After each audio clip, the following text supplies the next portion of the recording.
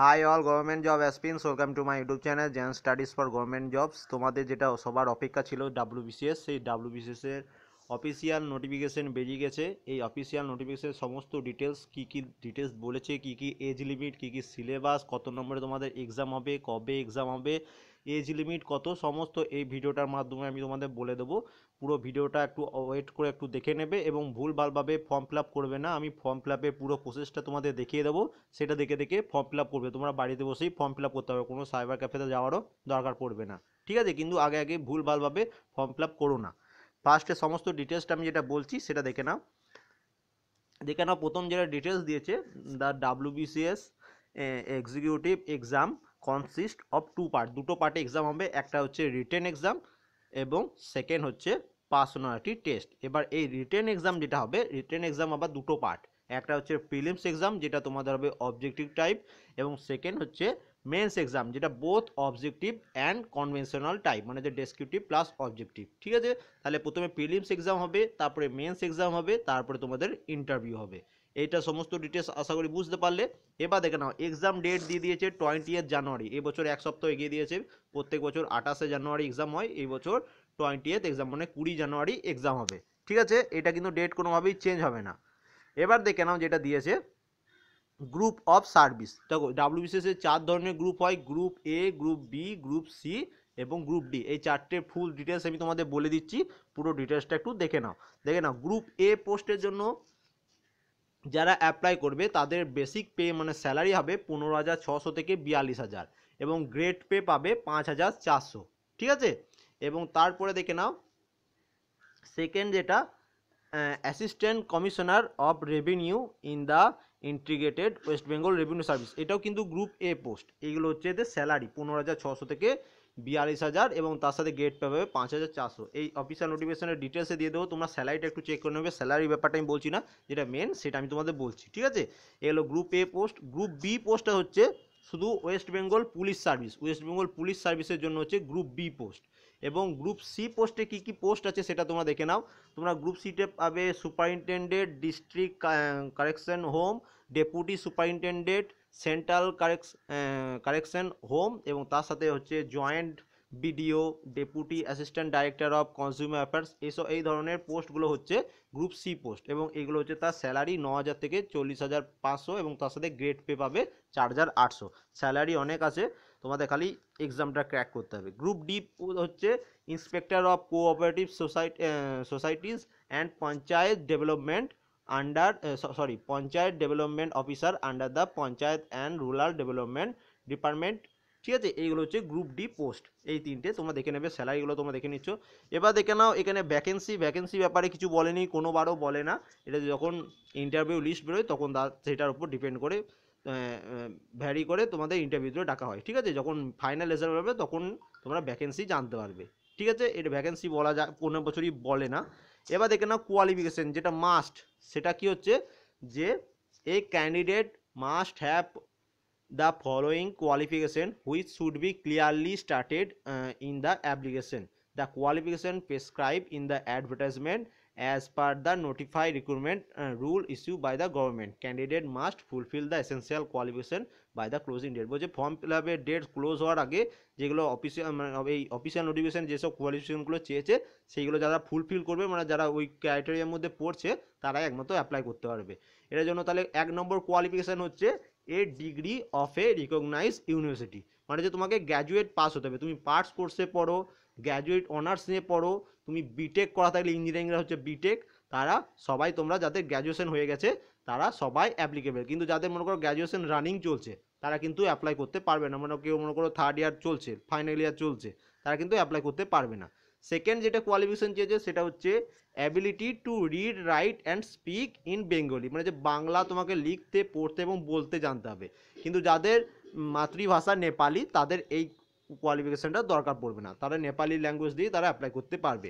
এবার এখানে দেখে নাও age, not below 21 years but not more than 36 years on the 1st January of the year examination for service and post including group A and C.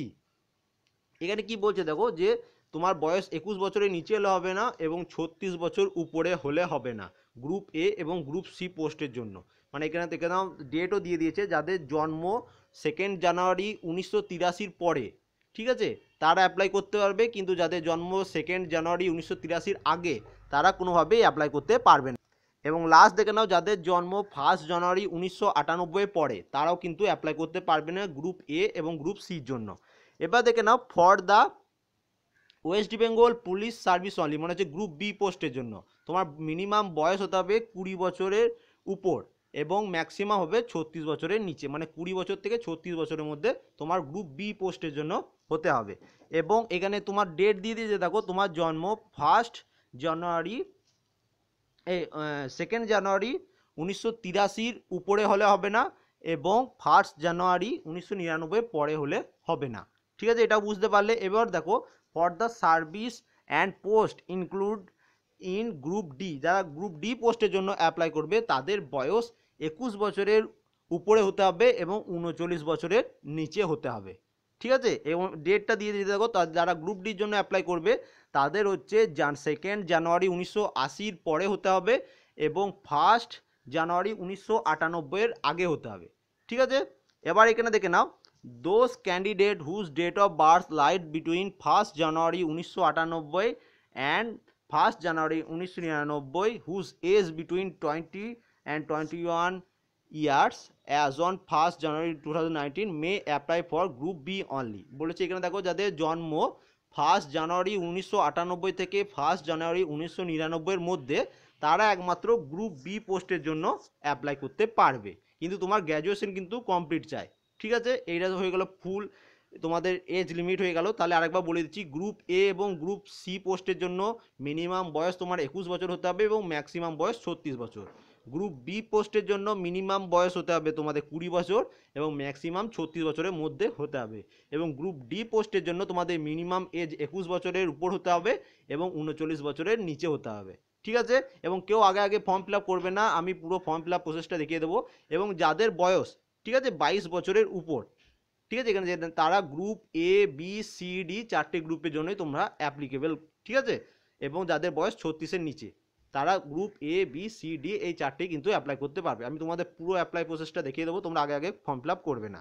এবার দেখে নাও তারপর নিচে দিয়ে দিয়েছে দেখো এজ রিল্যাক্সেশন, যারা এসসি এসটি এবং ওবিসি তাদের প্রত্যেকেই 5 বছর করে ছাড়, এবং সরি যারা এসসি এসটি তাদের 5 বছরের এবং যারা ওবিসি তাদের 3 বছরের ছাড় আছে, ঠিক আছে। এরপর দেখে নাও বাকিগুলো তোমরা দেখে নেবে, অতটা ইম্পর্টেন্ট না। এবার যেটা হচ্ছে সেটা হচ্ছে প্রিলিমসের এক্সাম সেন্টার কোথায় কোথায় হবে। Kolkata, north Kolkata, south Kolkata, Baruipur, Diamond Harbour, Barrackpore, Barasat, Howrah, Bardhaman, Asansol, Medinipur, Tamluk, Bankura, Baharampur, Malda, Jalpaiguri, Alipurduar, Cooch Behar, Siliguri, Kalimpong, Darjeeling, এইসব জায়গাতে তোমার কাছাকাছি তোমার এক্সাম সেন্টার পড়বে।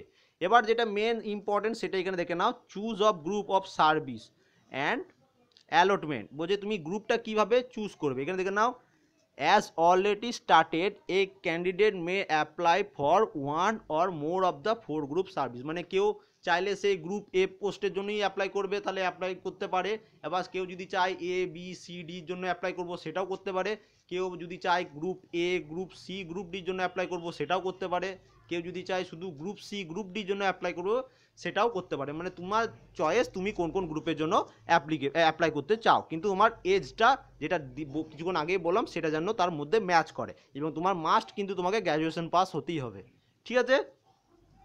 এবার দেখে না এরপরে যেটা বলছি, যারা প্রিলিমস পাস করবে মেন্স কিন্তু কলকাতাতেই এক্সাম হবে, মেন্সের জন্য তোমাদের কলকাতায় এক্সাম দিতে যেতে হবে, ঠিক আছে। এরপর দেখে নাও যেটা দিয়েছে ফিজ, এক্সামের ফিজ হচ্ছে 210 টাকা এবং তার সাথে কিছু সার্ভিস চার্জ থাকবে, সেই সার্ভিস চার্জ নিয়ে যত সম্ভব 250 টাকা 250-র মধ্যে হয়ে যাবে। এবং যারা এসসি এসটি ক্যান্ডিডেট আছো তাদের কোনো রকম ফিজ পেমেন্ট করতে হবে না, ঠিক আছে। যারা একমাত্র জেনারেল এবং ওবিসি ক্যান্ডিডেট আছে তাদের একমাত্র পেমেন্ট করতে হবে, ঠিক আছে।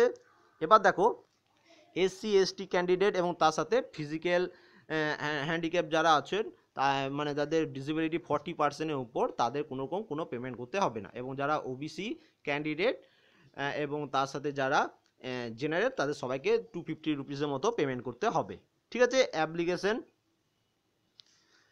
অনলাইনের মাধ্যমে তোমরা তোমাদের ফর্মটা ফিল আপ করতে হবে। এই যে অনলাইনে ওয়েবসাইটও দিয়ে দিয়েছে, কিন্তু আমি বললাম আমি আগে ফর্ম ফিল আপটা তোমাদের দেখিয়ে দেবো, তারপর তোমরা দেখে দেখে করবে, ঠিক আছে। এবং যারা পারো তারা নিজে নিজে করে নিতে পারো। এবার দেখে নাও, পরে দেখে নাও এগুলো। তারপরে তোমাদের যখন ইন্টারভিউ হয়ে যাবে, তারপরে তোমাদের মেডিকেল এক্সাম হবে, তারপরে তো তোমাদের রেজাল্ট অফ দ্য এক্সামিনেশন, ঠিক আছে। এবার যেটা মেন জিনিস সেটা এখানে দেখে নাও, যে তোমাদের ফর্ম ফিল আপ স্টার্ট হচ্ছে 6 নভেম্বর থেকে, এবং এবার এখানে দেখে নাও যে তোমাদের অনলাইন অ্যাপ্লিকেশন শুরু হবে 6 নভেম্বর থেকে, এবং অনলাইন অ্যাপ্লিকেশন শেষ হবে 26 নভেম্বর, ঠিক আছে। Closing date of submission of fees, অনলাইনে তোমার ফিজ সাবমিটের লাস্ট ডেট হচ্ছে 26 নভেম্বর, এবং যারা অফলাইনে মানে ফিজ সাবমিট করবে ব্যাংকে গিয়ে চালান জমা দেবে, তাদের জন্য লাস্ট ডেট হচ্ছে 27 নভেম্বর। তার আগের মধ্যেই তোমরা করে নেবে, কারণ এই ওয়েবসাইটেরও অবস্থা কিন্তু খুব খারাপ থাকে, ঠিক আছে। এবং তোমার যদি কোনো রকম অসুবিধা থাকে, এই যে হেল্পলাইন নাম্বার আছে এখানে, হেল্পলাইন নাম্বারে তোমরা ফোন করতে পারো। এবার যেটা মেন জিনিস সেটা হচ্ছে তোমাদের সিলেবাস, প্রিলিমস এক্সামের সিলেবাস। দেখে না, প্রিলিমস এক্সাম হবে 200 মার্কসের, এবং তার সাথে তোমার টাইম পাবে 2.5 ঘন্টা। এবং কি কি থাকবে সেটা বলে দিচ্ছি, দেখো ইংলিশ থাকবে 25 মার্কসের, জেনারেল সায়েন্স থাকবে 25 মার্কসের, কারেন্ট অ্যাফেয়ার্স থাকবে 25 মার্কসের, হিস্ট্রি অফ ইন্ডিয়া থাকবে 25 মার্কসের, জিওগ্রাফি অফ ইন্ডিয়া থাকবে 25 মার্কসের, ইন্ডিয়ান পলিটি এবং ইকোনমিক্স থাকবে 25 মার্কসের, ইন্ডিয়ান ন্যাশনাল মুভমেন্ট হচ্ছে 25 মার্কসের, এবং জেনারেল মেন্টাল এবিলিটি মানে হচ্ছে রিজনিং থাকবে 25 মার্কসের। তাহলে এটার জন্য তোমাদের আমি একটা সেপারেট প্লেলিস্ট বানিয়ে দেবো কেমনভাবে পড়বে, এবং এটার জন্য আমি কিন্তু তোমাদের পড়াবো খুব ভালোভাবে। আমার পুরো দেখে নাও, এখানে স্কোরিং সাবজেক্ট হচ্ছে যেটা হচ্ছে ইন্ডিয়ান হিস্ট্রি 25 মার্কস এবং ইন্ডিয়ান ন্যাশনাল মুভমেন্ট 25 মার্ক, মানে 50-এর মধ্যে তোমরা 45 পেয়ে যাবে, ঠিক আছে, যদি একটু ভালোভাবে পড়ো, ঠিক আছে। ফার্স্ট চান্সে এখানেই তোমার 45 উঠে যাবে। রিজনিং আশা করি সবাই পারো, এখানেও তোমরা 25-এর মধ্যে 20 তুলে নিতে পারবে। এবং তার সাথে হচ্ছে এই যে ইন্ডিয়ান পলিটি এবং ইকোনমিক্স, এখানেও তুমি প্রায় 15-এর উপর তুলে নিতে পারবে। এবং তারপর তো আছে জেনারেল সায়েন্স আছে, জেনারেল সায়েন্সও তোমরা পারবে। কারেন্ট অ্যাফেয়ার্সও তোমাদের অনেক পড়েছি, কারেন্ট অ্যাফেয়ার্স থেকেও অনেক কমন পেয়ে যাবে, ঠিক আছে। তোমরা কীভাবে স্ট্র্যাটেজি হবে সেটা আমি তোমাদের পরে বলে দেবো। এটা হচ্ছে তোমাদের সিলেবাস, ঠিক আছে। এবং তারপরে তোমাদের বলে রাখি, এরপরে মেন্স হবে। মেন্সের সিলেবাসটা এখন বলছি না, অফিসিয়াল নোটিফিকেশন দেখে নেবে। এবং যারা গ্রুপ এ পোস্ট এবং গ্রুপ বি পোস্টের জন্য অ্যাপ্লাই করবে, তোমাদের কিন্তু কম্পালসারি পেপার সিলেক্ট করতে হবে। সেই কী কী কম্পালসারি পেপার সেটা আমি তোমাদের বলে দিচ্ছি, দেখে নাও।